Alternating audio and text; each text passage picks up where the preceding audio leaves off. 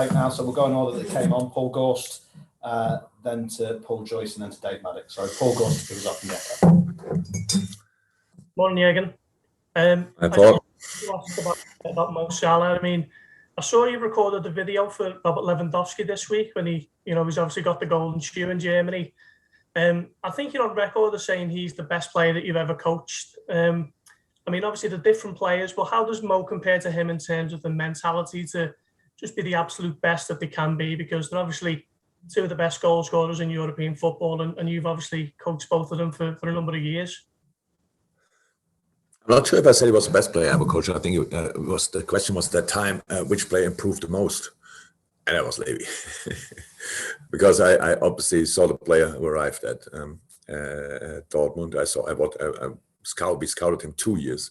So already in that year, he improved a lot. But when he arrived, he had some space for improvement.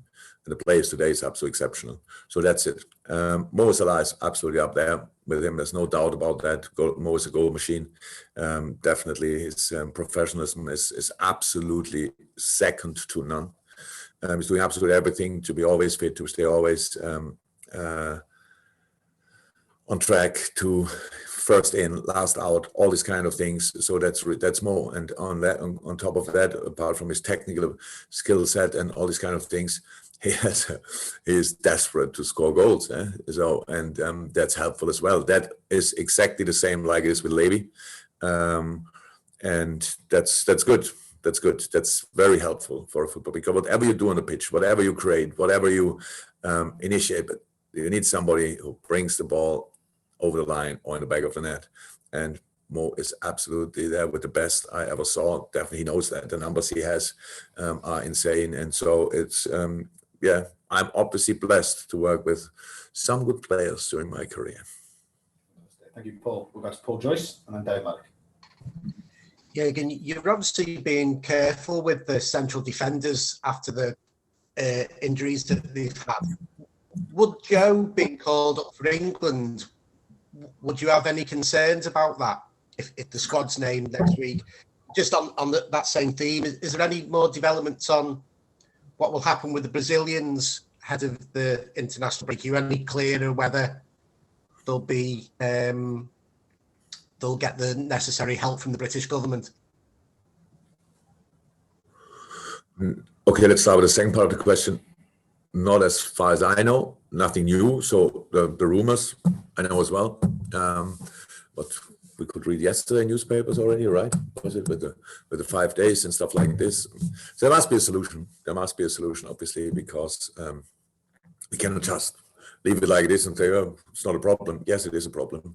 And I think, but I'm pretty sure the decisive people are working on that. I know they are working on that, let me say it like this, but there's nothing decided yet, at least as far as I'm concerned. But on top of that, it's only after next international break. But we have anyway a problem when the Brazilians are allowed, when they go, and what I expect them that they will go to the nationals. So we have the 12:30 kickoff at Watford. I'm not sure. The game in Brazil is Friday night morning at 1:30. I think it's around 30 something hours after that. So obviously nobody thought about that yet. I know it's a Liverpool problem, nobody else problem. So, and good for Watford and all these kind of things. But I just don't know how you can do these kind of things, that nobody reacts on the schedule. So we have two problems. One is the schedule. It was always a problem. But it's like TV and other guys, Premier League, they're just, okay, that's how it is. They have to play. But then let's have a look how they can sort that. Another thing which is not good for the players, just to tell, and not good for the clubs as well. And I hope on top of that now that the government comes up with any kind of solutions. Joe Gomez, now if he would get invited, I had absolutely no issues with that. It's good for Joe. Joe needs to train. Joe needs to play, definitely. And it's just now the situation we had here. And yes, I was careful. I tried to be careful. I tried to be sensible with the centre-half situation so far. We all know the three boys had big injuries, don't like to talk about it, but it's the past. But of course, we have to react on that. We cannot just think, okay, that's it. And now from now on, we do it exactly like we did before. They need to get rhythm, all of them. That's what we try to give them. But we need to win football games as well. So that's what we try to do.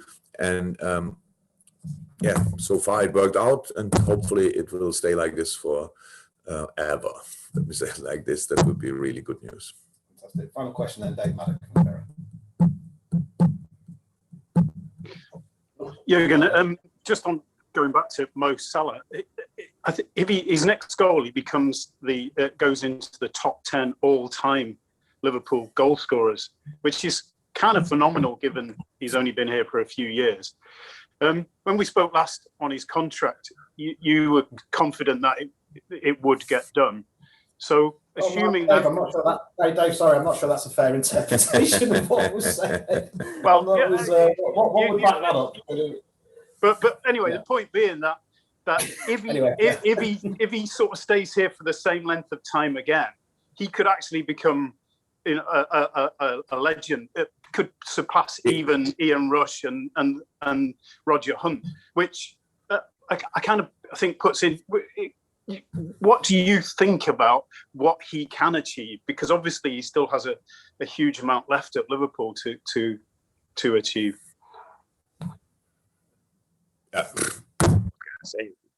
Did Mo expect when he arrived here that he can achieve these numbers? Maybe yes. Did I expect it? No, because you can expect it, because you shouldn't expect it, because it put kind of pressure on the player. But he made massive steps since he arrived here. We played some really good football, which helps as well, scoring goals. Obviously, the team developed in the right direction, and Mo was had a massive impact on that, obviously. So, and all the rest, I don't know. So nobody should expect these kind of numbers, because you never know what can happen. You have to stay fit, and everything needs to go in the right direction. So that's all true. But I could not be more positive about the things Mo achieved so far already. But obviously, we are much more concerned about what can we achieve in the future. So, and we are in that season, and he is in a good moment, in a good shape, good mood, all these kind of things. So that's helpful.